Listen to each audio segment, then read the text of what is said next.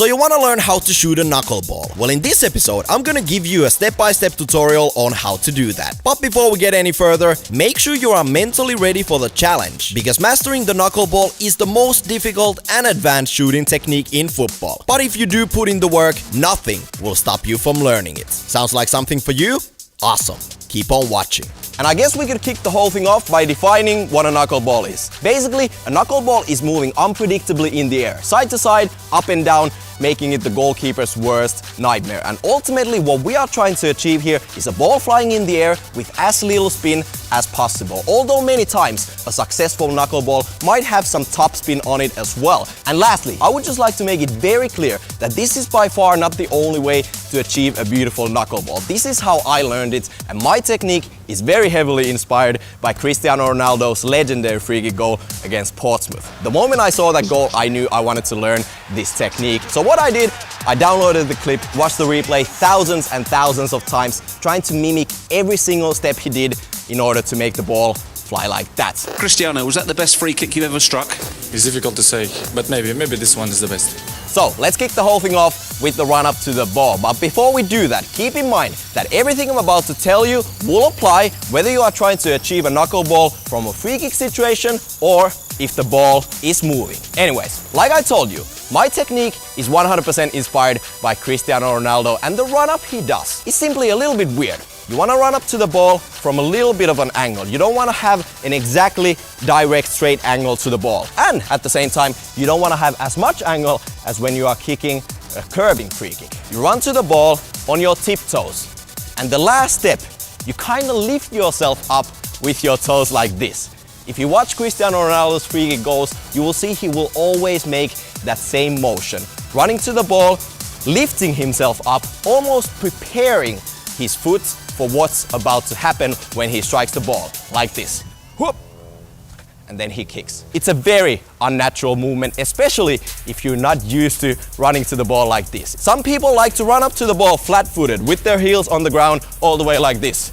But my way of doing that is approaching the ball, running on my tiptoes and locking my ankle with the last step before kicking the ball once again like this. Now that we have the run-up lock in place, you want to know which part of your foot should you use to shoot a beautiful knuckleball. And for me, the sweet spot area is right around here. It's basically the area slightly away from your toes and more towards the laces, right up here. And I know a lot of you guys will tell me, guys like Kevin De Bruyne, David Luiz, and perhaps even some other YouTubers will tell you to shoot knuckleballs like this, with the inside of your foot. They approach the ball and shoot the ball like this. To me, that's unnatural, it doesn't work for me, and my style is kicking the ball with this part of my foot. And what do you want to do? You want to lock your ankle, point your toes down like this, and hit the ball with this area, and you should be solid. So, next up you want to know where in the ball should you kick. And honestly, pay attention, because to me, this is the most important part of achieving a beautiful knuckleball. Just think about it. If you hit the ball too much on the side, you're gonna get side spin.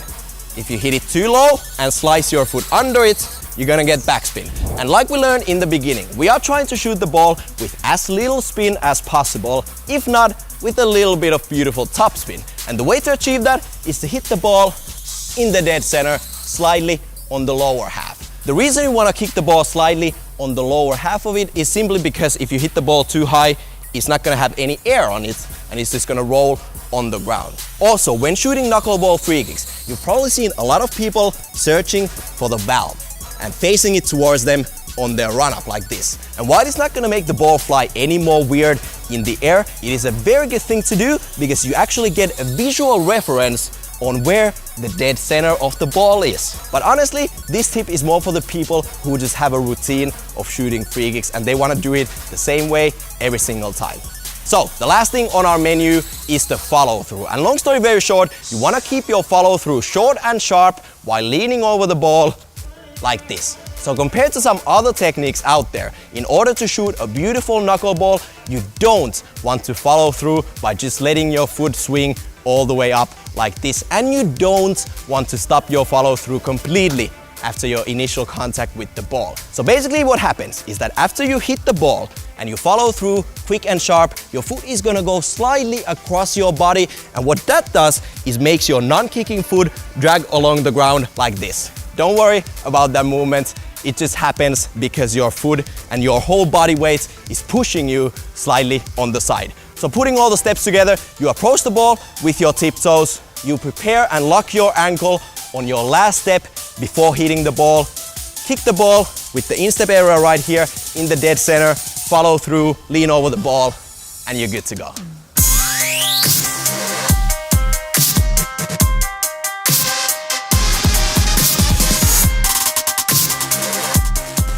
So next up, I have some additional tips for you guys when you are out there practicing your knuckleballs. And my tip number one is to start your knuckleball training by shooting to a moving ball. For some reason, shooting knuckleballs to a moving ball compared to just kicking them from free kick situations is a lot easier. I don't know why, and the only explanation I've been able to come up with after all these years is that when the ball is rolling and moving forward, it already has some small topspin on it, and as you kick it, I don't know what the reason is, but trust me when I tell you, shooting knuckleballs to a moving ball is easier, so start with that. My tip number two is the same tip I gave you earlier in the how to curve the ball free kick tutorial, which you can watch by clicking the eye icon in the top right corner of your screen. But basically what you want to do is you want to start practicing by kicking the ball towards the wall. The good thing about that is that, well, as you can see, the ball will always come back to you, so you don't have to waste time on the pitch running after the ball after you miss the top corner. So shoot against the wall.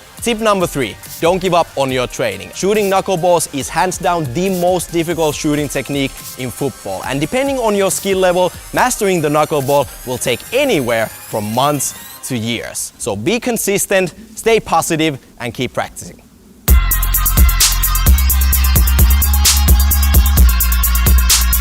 So, hopefully you guys enjoyed this knuckleball tutorial, and I truly hope you guys got inspired and are ready to go to the pitch for many hours to work on your knuckleballs. Once again, it's gonna take you a long time to learn, so don't give up, stay consistent, and most importantly, have fun. And I'm gonna cut it right there. Once again, hopefully you guys had a blast watching this episode, and what I need you to do is leave a comment in the comment section below and let me know which shooting technique you would like to learn next here on Unisport Web TV. You can watch how to curve the ball by clicking the video right down here, and if you want to see more awesome videos like this, click here to subscribe.